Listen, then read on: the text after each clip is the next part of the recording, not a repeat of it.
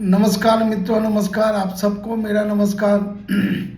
मेरा नाम अश्विन वैद्य है। आज मैं आपको संतोष जी की बहुत अच्छी रचना लम्हों की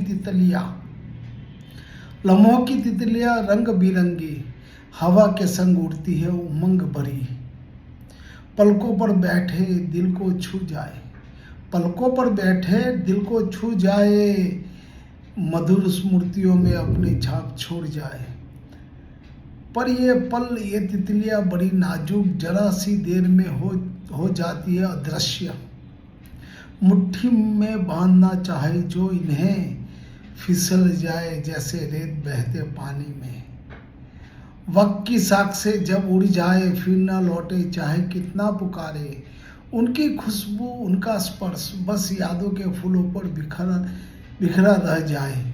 तो हर लम्हे को प्यार से जियो, इन तितलियों को मरोड़ो मत कभी, क्योंकि जो उड़ जाए तो लौटती नहीं, बस धुंधली छाया में खो जाती है कहीं। लम्हों की तितलियां अनमोल खजाना, इन्हें सहजे लो हर पल एक नया तराना।